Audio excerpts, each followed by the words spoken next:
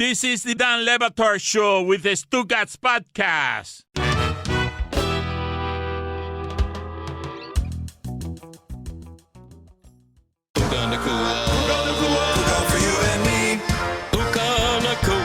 Is here for you and me. With that we can all agree.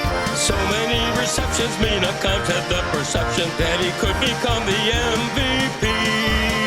We should all anticipate this cause he's got precision greatness echoing throughout eternity. Stafford throws a frozen rope in and if Puka's hands are open, it's a touchdown for you and me. Everybody do the Puka polka. His quarterback is not named Tagovailoa. So come along now, rise and shout to the whole world about Nakua for you and me. That is the Puka polka. I would like to never hear it again. Do you guys have an explanation for how it is that the Rams do that? Like where they can just replace Cooper Kupp at 2,000 yards for a season, no look passes in the Super Bowl, and then I don't think anyone had Puka Nacua being this. In his last game, it's a surprise that Puka Nacua only has 4 catches. I gave the stat earlier in the show that the Seahawks haven't allowed a 20-yard play on defense in more than a month, but when they last allowed it, it's because you cannot stop Puka Nacua. They will target him 18 times a game. They will get the ball to him 10 to 12 times a game, and I think it's pretty rare to have a player like that nobody thought would be unstoppable coming out of college being totally unstoppable. Do you guys feel like that's just the combination of McVay having the Hall of Fame quarterback and that he'll figure out a way to do that with whoever his number one wide receiver is? Yeah, I think it's equal McVay and Stafford. I think you got to have the quarterback. And he did it with Goff. Yeah. He did it with Goff when he rescued Goff's career, made it to a Super Bowl with Goff. There's just incredible alignment between the head coach, the quarterback, who's an extension of the head coach, and also the front office that does a really good job of not just scouting, but scouting specific to their team, their identity, and for what their coach needs. He puts a value on wide receivers that can block downfield. Speed isn't so much like something that they value. They like it. They have Tutu Atwell, who's obviously super fast, but they scout specific to what the coach wants, and they go out and find these gems that fit perfectly. Like, you don't believe that Nacua would do this with another team, right? Well, I just find that part fascinating, right? I find fascinating the idea that they can just turn Cooper Kupp into something that's never been seen in the history of the league, where they're playing in a Super Bowl and they're literally winning the Super Bowl when all of us and the Bengals know, oh, look, all their receivers are hurt. Clearly, Stafford is going to go to Cooper Kupp here. Look at this. Stafford is doing no-look passes in a Super Bowl to Cooper Kupp, even though everyone in the stadium knows that the only healthy thing the Rams have left is Cooper Kupp. And I don't understand how it is that one coach can do that and none of the others can. None of the others can do that. I can understand it. In every walk of life, there are people that are better at their jobs than other people, and it makes sense that at football, Sean McVay, for my money, is the best. Like, Kupp and Nacua are not similarly built, right? Cooper Kupp's significantly bigger. Well, right? they're both very physical receivers, and what Mike says is true about they get receivers who can block. Like, many of the things that they do everywhere on the field are helped by the fact that their receivers can block. Puka Nacua has said, because of the style of play, that he's going to be done before he's 30 years old, because that is a very difficult way to play football. They've got 3 tight ends, and I don't know. Higbee to me is just somebody who's an assortment of junkyard parts where you just I'm expecting sort of a carburetor to be somewhere in the temple of his head, because he's just, the way they play is unusually physical. But now they're going and running into a team. This is funny to me, right? That I've got Jared Stidham playing in a championship conference game. And the thing that I think is most untrustworthy this weekend is that Sam Darnold's going to screw that up, right? And I don't think I'm alone in sort of having the doubt that everything that Seattle is going to get undermined by the fact that the Rams have a quarterback who is better. And in fact, the Seahawks are 8-0 in their last 8 games. The Rams are 5-3 and have a lot of weird losses. But that spread is 2.5 in favor of the Seahawks, when normally if the teams are even, the spread would just be 3. And I believe Sam Darnold is the reason for that half point. Just a general distrust of Sam Darnold. I mean, I felt that way last week, too. I thought the 49ers were going to win that game. See, I didn't think that, just because every year for many years I was fooled always by the fact that the wild card team looks good during wild card weekend and then goes and plays a team with a bye. And that bye is, to me, the biggest advantage that there is anywhere in the playoffs. Like anywhere in the playoffs, the bye of a better team is good enough to get an extra week of rest, and the 49ers expend themselves that way to get past Philadelphia. I'm generally going to assume that the following week, the team with the bye is going to drag the lesser team. But I had to learn that the hard way. It's only because I was wrong for several years and always getting infatuated with, oh, look at what Josh Allen does in Jacksonville. That's going to carry over. And then it doesn't carry over because I don't think that there's a greater advantage that the Patriots took advantage of in 25 years of 20 years of Belichick and Brady. Then get the bye, make sure you have the home game, and make sure that whatever's coming into your stadium for the first playoff game of only 2 you have to play to get to the Super Bowl is a broken team that had to play the week before. Yeah, it's odd that the Broncos are perceived to be the broken team here, but yeah, the war of attrition, we know how physical playoff games can be.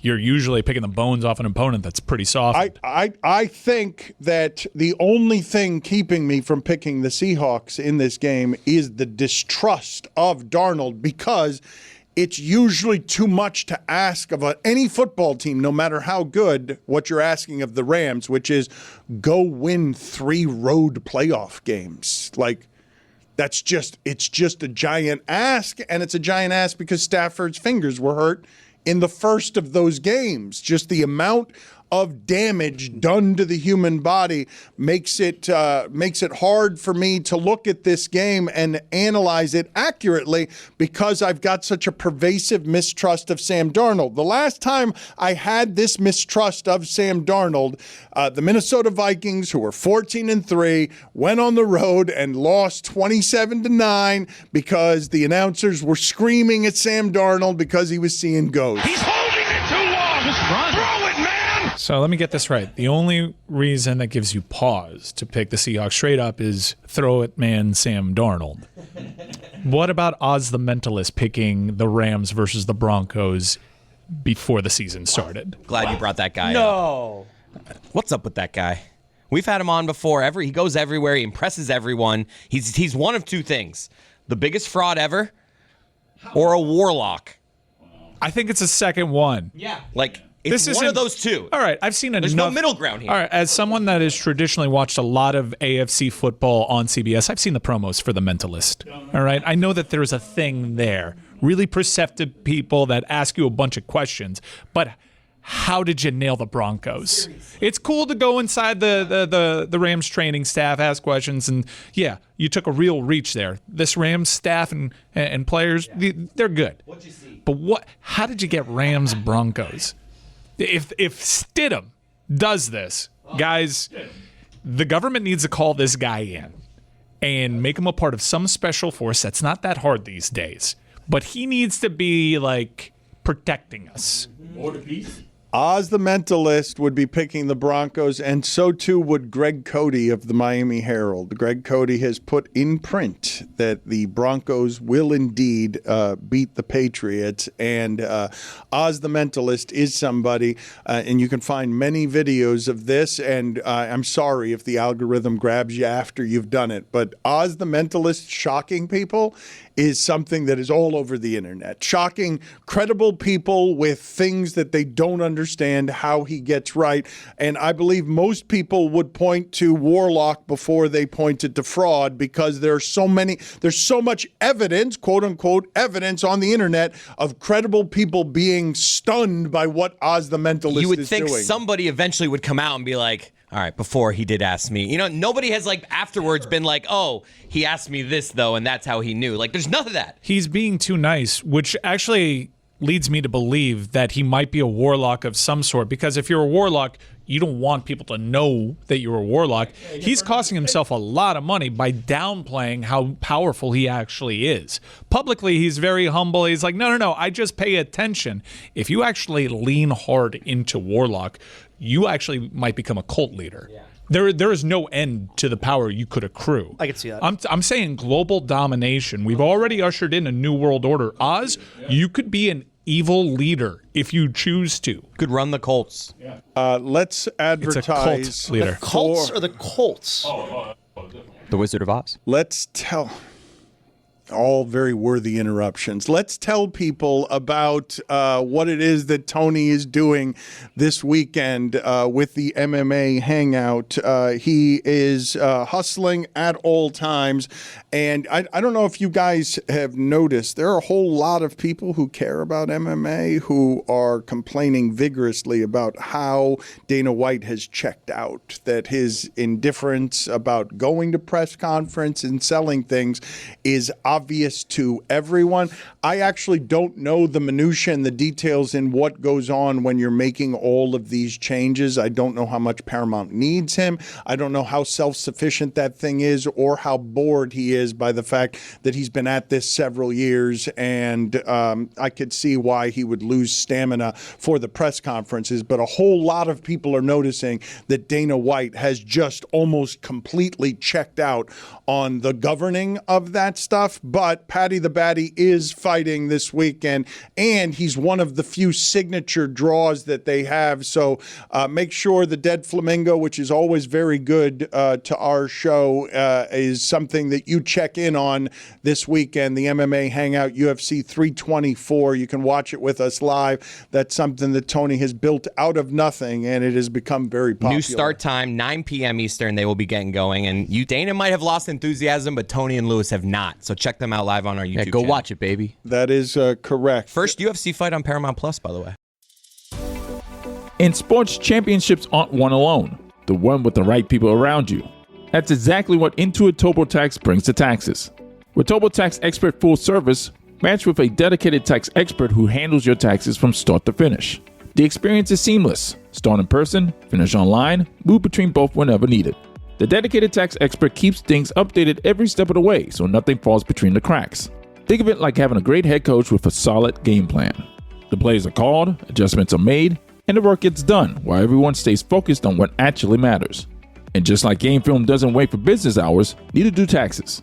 With TurboTax Expert Full Service, you can get any tax question answered at no extra cost, even on nights and weekends during tax season. This is having someone in your corner running the whole operation and helping put points on the board. Get started at TurboTax.com.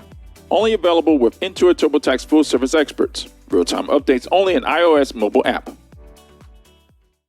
What are you reaching for? If you're a smoker or dipper, you could be reaching for so much more with Zyn nicotine pouches. When you reach for Zyn, you're reaching for 10 satisfying varieties and 2 strengths for a smoke-free and spit-free experience that lets you lean in, for chances to break free from your routine, and a unique nationwide community. Whatever you're reaching for, reach for it with America's #1 nicotine pouch brand. Find your Zyn wherever nicotine products are sold near you. Warning, this product contains nicotine. Nicotine is an addictive chemical. DraftKings Sportsbook, the #1 sportsbook for live betting, is turning up the stakes this NFL playoffs. Every Sunday, every DraftKings customer has a shot at over $2.5 million in prizes. Here's how it works. Open the DraftKings Sportsbook app and opt in. Place a live bet at just $1 or more on Sunday's playoff games, and every live bet gives you another chance to win. The more you bet live, the more entries you stack all Sunday long. Download the DraftKings Sportsbook app right now and use code DAN. Bet live for your share of $2.5 million in prizes with code DAN. In partnership with DraftKings, the crown is yours. Gambling problem? Call 1-800-GAMBLER. New York, call 877-8-HOPE-NY or text HOPE-NY. Connecticut, call 888-789-7777 or visit ccpg.org. On behalf of Boot Hill Casino in Kansas, wager tax pass-through may apply in Illinois. 21 and over in most states. Void in Ontario. Restrictions apply. No purchase necessary. 3 sweepstakes with separate opt-ins. Minimum odds minus 500. Prizes, either bonus bets that expire in 7 days or single-use profit boost. See official rules at dkng.co/live-millions for entry period and free method of entry. Sponsored by Crown Gaming, Inc. Don Le Batard. It sounds to me like everybody could use a hug, because a hug is always the right size. Stugotz. All I have put in my body today is 3 cups of coffee and an entire cup of honey. Go to the penalty box. Don't let him fool you. He said in the break that he's jittery. This is the Don Le Batard Show with the Stugotz. Speaking of watching things, we've been telling you for a while, and everyone around here knows that when the University of Miami is relevant, college football is better for it.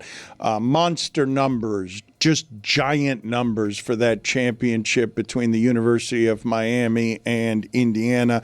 Not since the Cubs were winning the World Series as a sporting event, non-professional football division, done the kind of numbers that Miami did. Chris Cody, do you have the sound for me of the Spanish call of Fernando Mendoza's miracle run through the Hurricanes secondary on 4th and 5, the signature call by a coach in this game? And Spanish is better as a language in terms of fun and funny than English is. Ay, ay, ay, mandó a Fernando Mendoza. La ofensiva se mantiene en el campo. Es Caleb Black el corredor. Este es Arrad el que estaba en el círculo y Mendoza tiene el primer gol. Touchdown, Fernando Mendoza. Ay is exactly what everybody in the Miami fan base was feeling on that 4th and 5 as the best part about it is that's just as they're getting the play set up. So that is just his pure panic before we get going. Great call. I wonder what he said. There's a stadium full of ay before that ball snapped. And the Hurricanes knew what was coming, and they couldn't stop it anyway. Like, they knew what was coming. Yeah, they just got the call in too late, according to Corey Heatherman. It's an all-time play in the history of college football. Like, when they put out a montage of national championship game moments, that's up there. I saw him talking Fernando after the game, and that he's like, if it was zone, I'm running. If it was man, I was going to pass. But the Hurricanes disguised it, so he wasn't sure. So he just was like, I had to trust myself and go for it.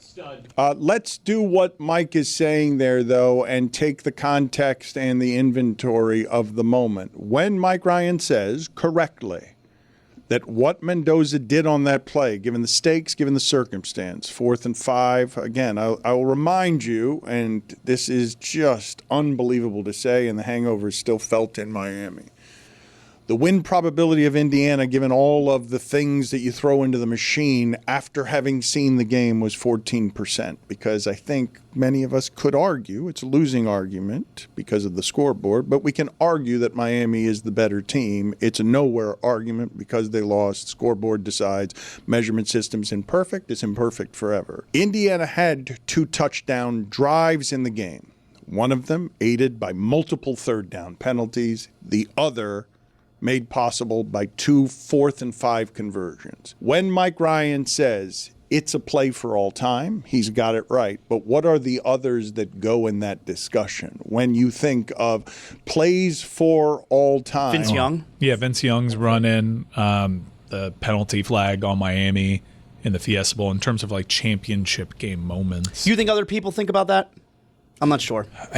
How can you not? Tua's throw. The Tua pass. Tua's throw. But average college football fan remembers Ohio State. The only reason that I would say that you have to remember that is because you never have the situation of fireworks in the sky. I think one team is the champion. Oh, there's a flag on the field. Never mind. The other team now gets to win the championship. Okay. It's just not something that has a precedent. But you're right when you say that doesn't have a name attached to it. Locally, it has Terry Porter referee attached to it, but that doesn't have a name attached to it as a play. And usually when you talk about plays for all time, it can never be a penalty flag, and it's usually a play that has an accomplishment on it. It is a success. And ends the game. As a play, it's not something that you're just weirded out because you don't understand how a referee just decided a game. So Deshaun Watson for Clemson. Yeah. It's rare that the moment is not happening at the very end, because I do think there was a huge pump block, and that's going to have its own set of lore. But I think you have a Heisman winner surrounded by a big brand logo and players collapsing on him, and him, scrappy Indiana guy, displaying world-class balance and strength, literally willing his team over the line. Yeah, Jameis with the touchdown drive for FSU at the very end of the game. Do you guys know what's funny about the Mendoza thing? I actually believe everything about Mendoza is both sincere and sweet. And yet, when he jumped into the end zone there and extended the ball, I'm like, wildly unnecessary. He could have just run in. He did that because he knew the size of the moment. Yes, I didn't think it was necessary. I'm not sure you he think knew. In the moment, Yes. he knew, Yes. oh, this is dramatic. Yes. I've got to extend the ball. That's crazy. I'm not exactly sure he knew where other players were. That is so right. he was just like Completely kind of blind and like, I'm going to put all of my Yeah. 6 You would foot have 5 that frame tape. into this. That's nuts. I understand why, because it was like extra dramatic, but he got spun around like a couple of times. That guy, you think that guy is like, flair for the dramatic. I've got to extend. Not only, Jeremy, do I believe that, because I believe he knew he was going to get in, but the other way looks more theatrical and wonderful. I'm not even criticizing him for it. I'm simply saying that part he was giving you a little extra. It was not necessary because he knew the size of the moment. Man, I think it's kind of like the build up to him. Like, I've got nothing left. I've just fought through hell, and spinning I'm around. just Which diving way's the in, theatrical, and he I'm just says. gonna javelin myself into this end zone. Correct. Ay, ay, ay. I am telling you that I believe. Look, he got it by more than the length of his body. He didn't need to do that Yeah, with but the football. that's going to be the sad shoe. Correct. And he put his body in the perfect place for the sad I'm not shoe. criticizing. I'm really not criticizing This it. is very critical. How is it critical? What's critical about it? It's not critical. It's just insane. This is the diary of an insane person. No, I don't believe it's the diary of an think it's a insane little bit of person. both. I'm going to watch this play again because I think you're way off. I think on it's a it. little bit This of is both. crazy. I can understand why Dane it was like he put a little flair on that, but I also think it's just exhaustion and I did it. He knew he was going to get in either way, so he did it that way. And it's the better way to do it. But he knew he was going to get in. He was there. He was already there. He was safe, and he was You're fine. making it seem like he's breaking down the sideline and had it the whole way. No, and what like, I'm saying to you Can we is... get the he's telestrator got out? like 6 guys around This him. is nuts. Can we get that play on the telestrator? I don't believe I don't we're think we allowed. can, yeah. I believe Just we a can still? we can do the still. Maybe Dan will recreate it back there. We can do the still if you guys want, but I believe he put a little extra mustard on it. What's wrong with that? A little extra sauce on it, a little extra theater on it. You guys are all disagreeing with me on this. Everyone, I am alone in this opinion of thinking that Mendoza put an extra little spice on it because he could, because it's wonderful to be him. And he had his moment, and he was in the center of everything, and he knew exactly what it is that he was doing. And it was theatrical. I'm alone. Okay. Yeah. Just because you're associating him with me doesn't mean he's doing something theatrical. I'm not associating him with you, although your narcissism is amazing in thinking anytime I'm thinking of the theater, I'm thinking of you. Yeah. Well, every time the theater comes up, you do call true. me a theater kid. That's Every true. single time. Which, by the way, the New York Times says is a derogatory insult, theater kid. A new political insult. The numbers on these ratings. You delivered that theatrically. Nothing on I that, know I Dan? did. I put a little mustard on it. The numbers on these ratings to have this be the biggest sporting event, non-football division. I know this is kind of cheating, right? Because every year, the top 100 things watched in America, 94 of them are football related, professional football related, and then the other 6 is like some royal family interview or something that Oprah did. But to have this game produce, this still doesn't help me. Because, Dan. no, It doesn't help you because you're looking for something that doesn't exist. Throw up the still image that Dan is looking at, please. The still image. He didn't need a doesn't help me dive. here. Look at that. It's full extension. Yes, the still. Moten has a clubbed hand looking Moten has a machete He's looking in to his hand. punch him. Yes, It yes. looks like if he didn't jump, he'd be dead. That's what it looks like in the still. The still does not help me. I will concede that the still buries me, but in real time, walk into the end zone as Dan described. I did not. You said he had it. He did have it. He clearly had it, and he did it for the flair of the dramatic, for a theatrical decision. They probably lose the game if he doesn't do that. You're an insane person. You've lost your mind. He did not. This does not help is me. looking to destroy him. I will grant you that this one does not favor me. This, in terms of circumstantial evidence, this particular photo does not help me. But still not helping. He's getting hit from the side. He could have just run right in. Run right in between all of them. Could have made it standing. Your conviction is dwindling. You think this is like the guy who like dives into first base for the flair of the dramatic rather than running through the bag? That's what you have this as. He knew he was going to get there, and he was going to get there, whether he dived or not. The numbers, though, on the game. Why do you think that is? Because this number is insane. Miami has a brand that we've been told for 20 years is nationally relevant. I guess the Miami U helmet does mean something. A lot of people have suggested the Indiana story has gone there. I think it's a combination of everything. These were two great stories, and obviously the most important component is the game was good. I think you're discounting the bump that it got from Dominion. The second half was good. The first half was a little bit hard to watch. The second half, anytime you have drama of that kind, close game, Miami ends up scoring 3 touchdowns in the second half, and it's not enough. The second half of that game was wonderful. I also think that Miami in particular played like 4 really interesting games in this college football playoff. Yeah. So even people who are like passive sports fans or casual observers, yeah, my dad got into it because of the Cuban thing, but the games that Miami were in were edge-of-your-seat type of games, so people were more familiar with this story. The balance of the entire postseason as a whole set the table so brilliantly for a final that really captured a nation. It looks like we got some breaking news as far as the college football playoff goes next year. They are not expanding. It's going to remain at 12. The top 4, the 4 Power 4 conference champions are guaranteed a spot in the top 12. Duke, of course, was not guaranteed a spot this year. They're going to be guaranteed a spot this year. The group of 6 champions guaranteed a spot, and, of course, Notre Dame with the bullshit if they're top 12. They should keep it at 12 because there were 6 teams that were worthy of winning a championship among the 12, and we allowed 12 in. But there weren't 12 teams playing extra games at the end of this season that could have won the championship. There were a bunch of teams in there, half the teams, that couldn't win the championship. Yeah. Alabama, Oklahoma among them, by the way. I'm not just doing this with James Madison and Tulane. I think hopefully the lasting legacy from this, outside of what it's done to the sport, because the sport has insane juice right now, is it did, I think, firmly chip away at this SEC narrative so that the next time, you could certainly argue Notre Dame deserved to be in over Oklahoma and Alabama. I mean, the next time this happens, people are going to remember that. Every day at Sierra, you'll find top brand apparel, footwear, and gear for 20 to 60% less than department and specialty store prices. And during clearance time at Sierra, those incredible prices are 40 divided by 2.5, carry the 1, even lower. And when you shop clearance at Sierra, you can save a whole lot more on everything you need to get active and outside. That's a lot of saving. Epic brands, vast selection, teeny tiny prices. That's Sierra. Visit your local Sierra store today or shop online at Sierra.com.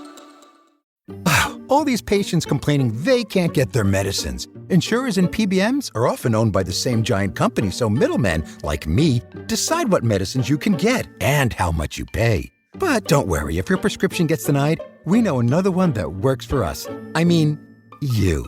Washington should stop PBMs and insurers from driving up drug costs. Learn more at phrma.org/insurer costs.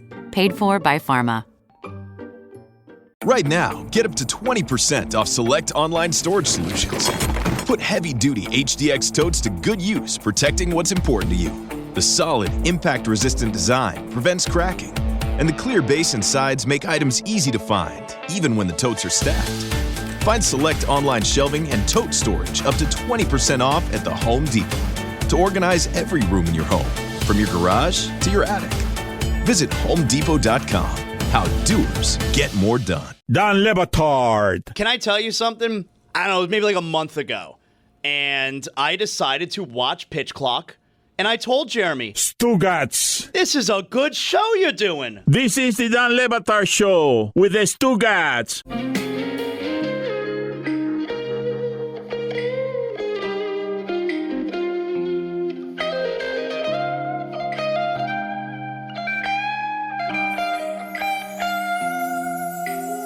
I do think this is like really crazy though, as a backlash, right? That Duke should have been in a team that lost 5 games, and not James Madison, who scored 34 points against Oregon, more than most of the teams that they played. Okay, but still more than most of the teams that they played. And by the way, Indiana is basically James Madison. All of their difference makers, all of their coaches came from James Madison 2 years earlier.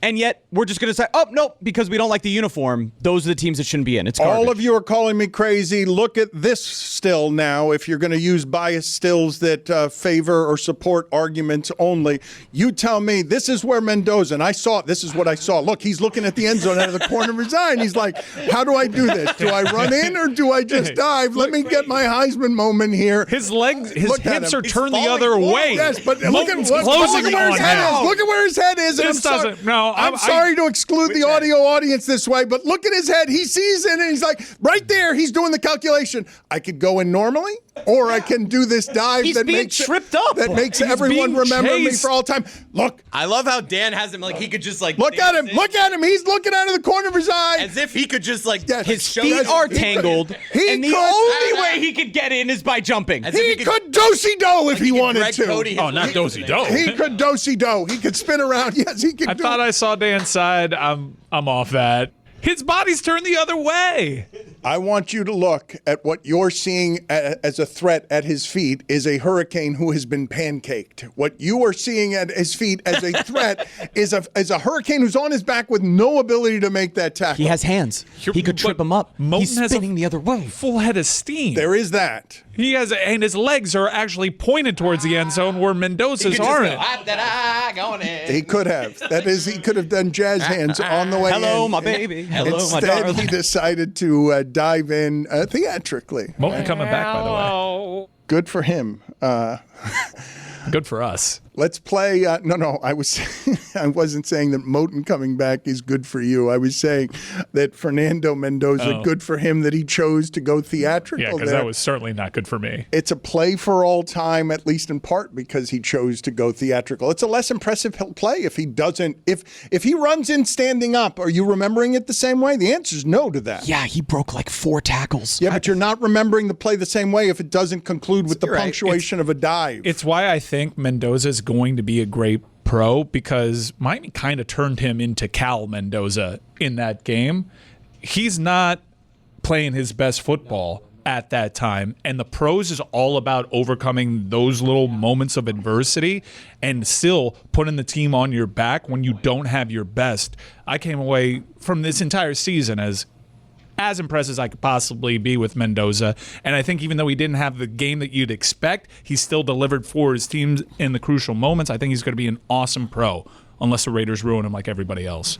Let's play some sound here. I don't know how you guys feel about this. Many people have been in my circle texting me saying that Tom Brady has gotten a lot better, and I believe what's happening there, even though he probably has gotten a lot better, at least in part because he couldn't have gotten a lot worse, is that he's now being compared to Romo, who has gotten a lot worse. And here's Tony Romo talking about Josh Allen. Here he is calling a play and calling a game involving Josh Allen. Go ahead and watch. Mahomes right here. He's going to go ahead and get back and look. What the hell? Tony Romo, have you guys noticed the slippage? Because there were the reports about 18 months ago that CBS had to stage an intervention, that Romo was golfing too much and not concentrating on the broadcasting enough, and that he was being less than workmanlike when it comes to the things that are required, the discipline that's required from these announcers. You can't just go in there and wing it. You have to work at it. Right. We're on these devices that have a hell of a lot of influence. So I can't tell if I'm being swayed by other people noticing that someone's gotten good and bad? Because it's kind of timed out the same way. Is this confirmation bias? But yeah, I'm finding myself being annoyed by Tony Romo during these broadcasts and longing for the dude that was there before. Also, while that's happening, I am noticing Tom Brady's not talking as much. And I'm liking the stories that he's given me. And I think that the perspective that he's given me in these games is starting to get better. And now I'm starting to associate his voice with bigger games, which was also kind of foreign to me. But I don't know if I'm just like reading awful announcing and being like, they're making good points. For me, it's just proving how good Buck and Aikman are. Like, they are just the best. Yeah. Well, you want to talk about that. Have you seen the numbers for the Manning cast? Down.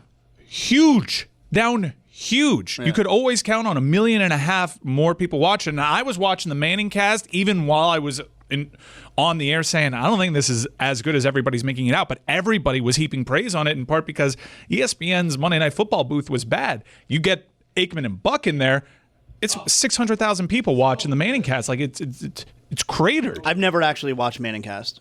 Like, I've seen clips, but I don't watch games. Like, I have to watch the actual game. I don't watch games like that. I watch the regular broadcasts. And I would also add, none of this stuff bothers me. Like, people, they don't like Romo. They don't like Brady. They complain about Collinsworth. None of this stuff ever bothers me. I'm never watching the game like, oh, my God, this guy again's on the call. I can't stand it. Okay, but that's you, because I would say that in my history covering sports, there's very little that is more consensus unpopular than whoever is doing the broadcast on the game. I don't understand the distaste for Collinsworth, but I will not say that there is not a distaste for Collinsworth. The thing, though, that I find interesting about this is that the broadcast is so sacred that people don't want anything that's new, and I do. Like, I like that Netflix is trying to talk to Emmitt Smith or Clinton Portis during the game because they're trying to give you something that's different. I like the Manning cast attempts, just like I liked Dennis Miller and Tony Kornheiser in the booth, but I am in the minority, as I am with the theatrical Mendoza diving at the goal line. I'm in the minority because people do believe that the broadcast needs to be sacred. They just want big and epic. They want Joe Buck and Troy Aikman to do it. That's not what I want. I don't want Joe Buck and just Troy Aikman. I want my sporting broadcast to evolve beyond the way it's always been done.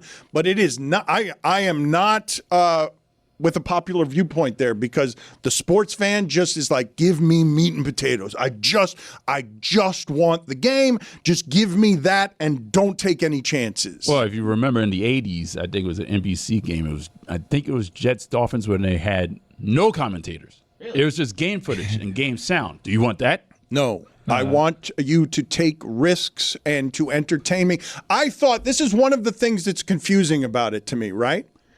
We live in an age where we all have a bit of ADD. We need extra stimuli. We need to be watching this and have our phone and have our computer and have 4 screens on. We want more, but not when it comes to the football broadcast. It's not true when it comes to the football broadcast. Somehow, 11 minutes of action, which is all that a football game gives you, 11 minutes of game action, 3 hours, and all you're getting is 11 minutes. People want less. People do not want anything other than give it to me the way that I've always gotten it. And to me, it's super weird because it doesn't run parallel to anything else in entertainment. Everywhere else in entertainment, you want more. You want more things. You can't get enough of more things. The Manning cast is an example. Now, I don't think that's done all that well because Eli and Peyton are only so interesting. Like, I do think that people underestimate the fact that performers on television have a skill set that former athletes might not have. Like,